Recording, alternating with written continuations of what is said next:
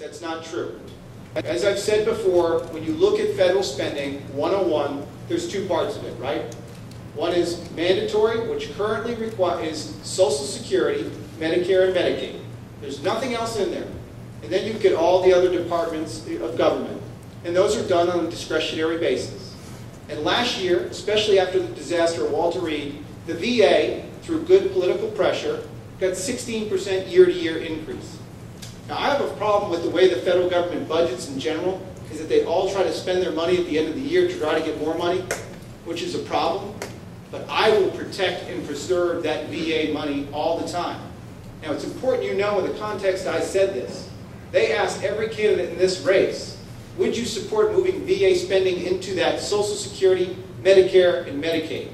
How can I say that after I said to you already, we have a $34 trillion problem in this country? How can I tell you, yeah, let's go buy another house when we can't afford the 3 we already have? So I stood up in front of the veterans and I said, I can't in good conscience tell you that I could. But however, when I go to Washington, D.C., I'll make sure you get that money every year, not as an earmark. Don't believe that, please. That's not true.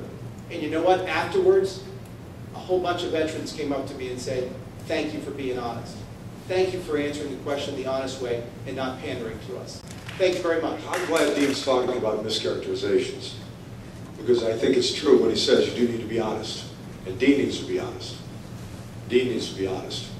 Yesterday he started running a negative ad against me. A nasty negative ad. And I asked him to pull that ad because he mischaracterized my record. He mischaracterized my record. He was talking about 1991, the state shutdown, when businesses were leaving this state by the droves, when family businesses could no longer afford to do business in the state of Maine.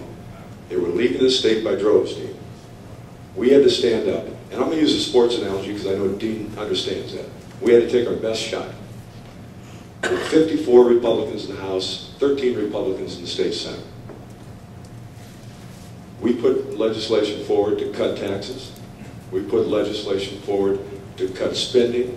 And every time we were thwarted by an overwhelming Democratic majority, our best shot at saving small family businesses in this state was to force workers' compensation reform by tying it to the state budget.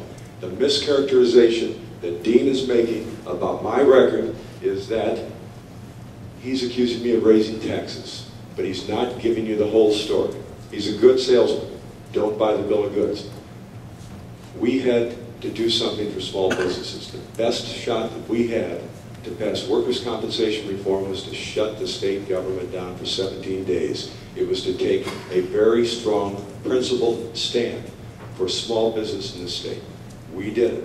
When the Democrats finally caved, and things like Mimic, the Maine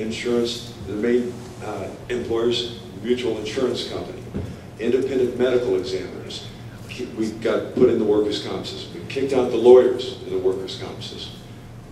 When we got those reforms, I agreed to vote for the budget. It's a difficult thing, and it just shows Dean's lack of understanding. He wasn't here in 1991. He wasn't here in 1992, 93, 94. Didn't come back here and didn't register to vote in the state of Maine until 2006. And I think it's important that you understand that. There's a difference between talking the talk.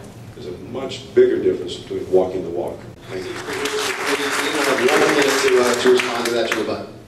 First of all, I was here in 1991. I was a senior at the University of Maine. I was here in 1992 as well, so that's not true.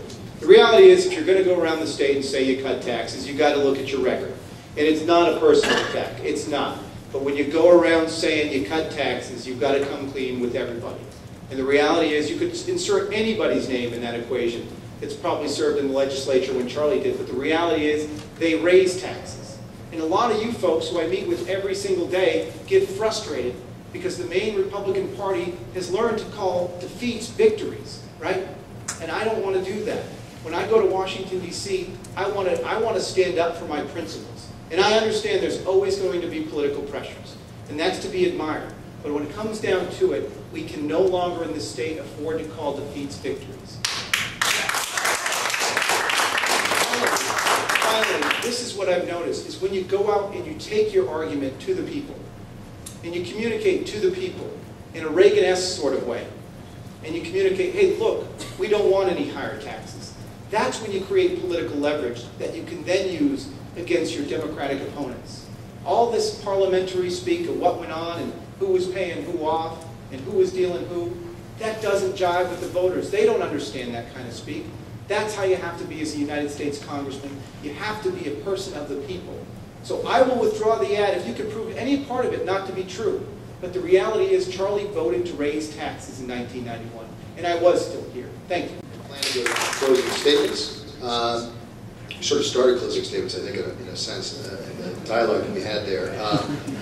I do want to ask this question, though, because, again, like I said, the committee asked me to do my best to try and keep things on a positive note. I want to close with one last question, because I think in our alternating format, we need to start with Dean on one more question. And that question is this. What's your top priority, should you be elected Congressman? And tell us exactly what you would do to try and get it achieved. Well, I think right now, you know, if I were to go to the United States Congress today, I think for businesses and you folks and everybody else is energy prices, right?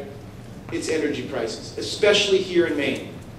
I mean, when you're talking about what we could be going through next winter, that's a problem.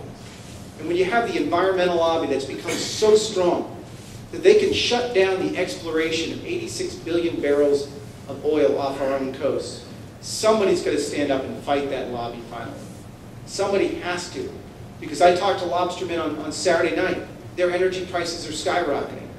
I went to FMC up in Rockland. Their energy prices are skyrocketing.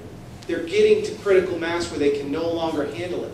And once again, if somebody gets up here, talk about selling you a bill of goods, and talk about sending men to the moon, or women to the moon for that regard, you know, we don't have time. That's a 15-year solution. The only solution to the energy crisis right now is to make sure we've got supply in this country. And we need to start doing that here and off the coast, especially when China's drilling off the coast of Cuba.